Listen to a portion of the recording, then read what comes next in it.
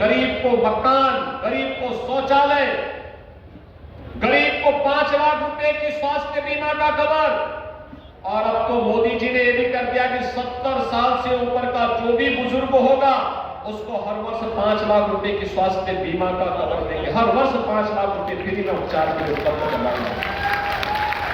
15 करोड़ लोगों को फ्री में राशन की सुविधा का लाभ। और हाईवे हो या रेलवे, बड़े बड़े कार्य जिस तर्ज पर आज आगे बढ़ रहे हैं, ये विकास की एक नई कहानी को कहता है। और बहनों और भाइयों, उसी कहानी को कहने के लिए आज मैं आपसे कहने के लिए आया हूं। कलहल एक परिवार की आप भेंट चढ़ा देंगे तो फिर वे कभी आएंगे नहीं। चुनाव में क्यों दिखाई देते हैं, बाकी तो फिर सब गायब होते हैं, बाकी तो गायब। और इसीलिए हम लोगों ने तय किया है कि मुकेश यादव यहां से चुनाव लड़ेंगे तो यहां पे रह करके जनता जनार्दन की सेवा करेंगे। यहीं से टेलीफोन से हमसे कह देंगे विकास यहां वापस विकास आएगा।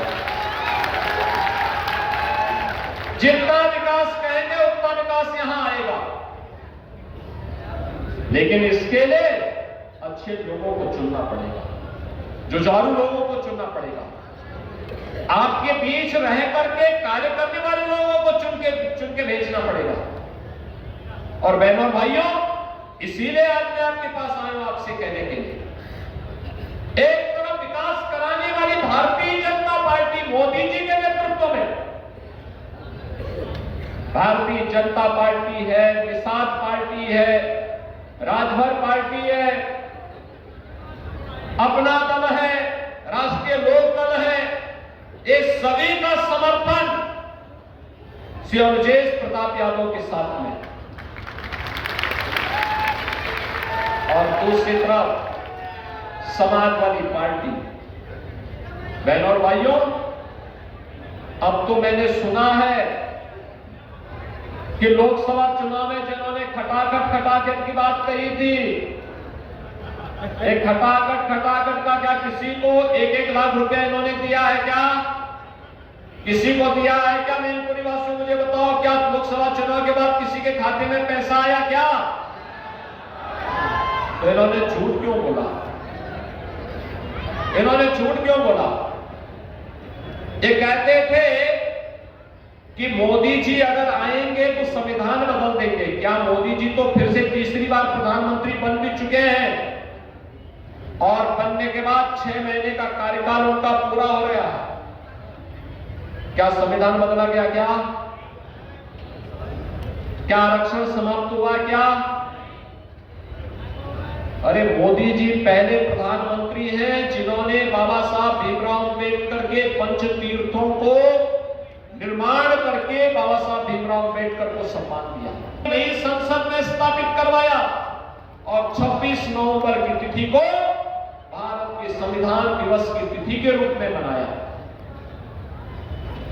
मोदी जी पहले प्रधानमंत्री हैं जिन्होंने जाति के नाम पर नहीं, मत और मजहब के आधार पर नहीं, गांव के लिए, गरीब के लिए, किसान के लिए, नौजवान के लिए, महिलाओं के लिए, समाज के प्रत्येक तबके के लिए उन्होंने कार्य किया।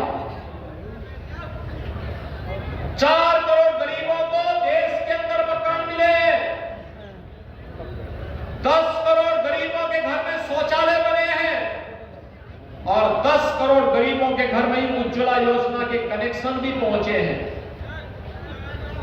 उत्तर प्रदेश में तो दीपावली और होली पर फ्री में एक भरा हुआ सिलेंडर दे रहे हैं लोगों को।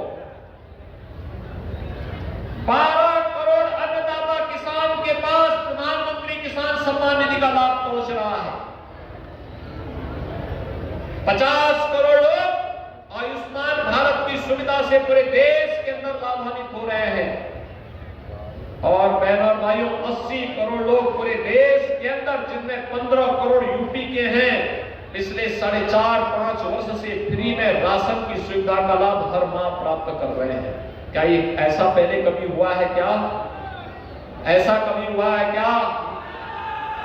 आज तो कोई भी माफिया किसी गरीब की संपत्ति पर, किसी व्यापारी के प्रतिष्ठान पर कब्जा नहीं कर सकता। किसी बेटी और बहन की इज्जत के साथ खिलवाड़ नहीं कर सकता। अगर करेगा तो उसे मालूम है कि अगले चौराहे पर यमराज उसको उससे पहले उठा करके लेके चला जाएगा।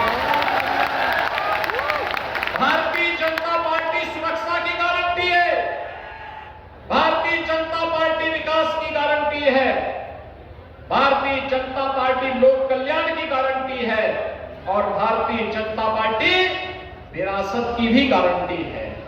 विकास और विरासत का समन्वय कैसे होना चाहिए, सुरक्षा, समृद्धि और सुशासन कैसे होना चाहिए, यह देखना है तो भारतीय जनता पार्टी इसकी गारंटी के रूप में आपके पास है। और इसीलिए मैं कहता हूं, परिवारवाद से ऊपर उठिए, बटिए मत, बटे थे तो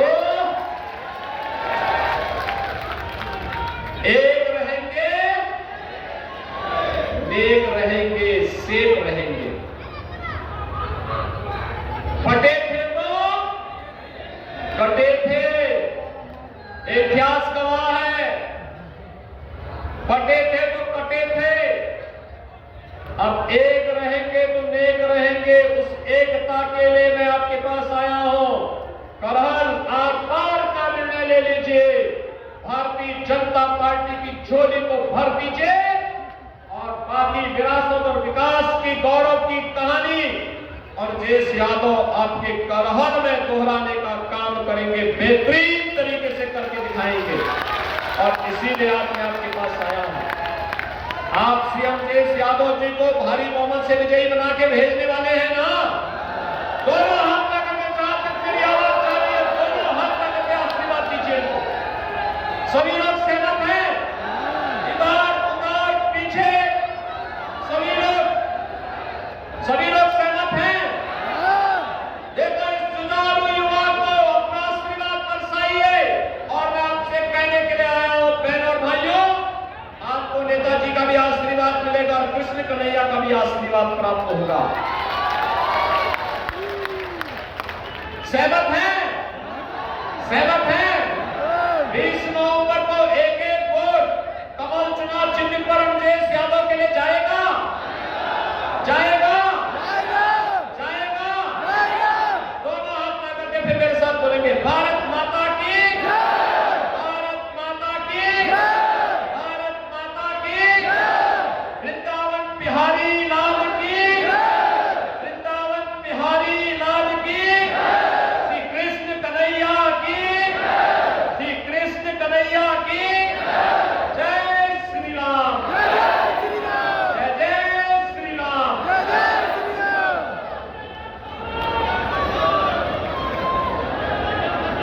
जिला अध्यक्ष जी से अनुरोध है कि धन्यवाद ज्ञापित करें।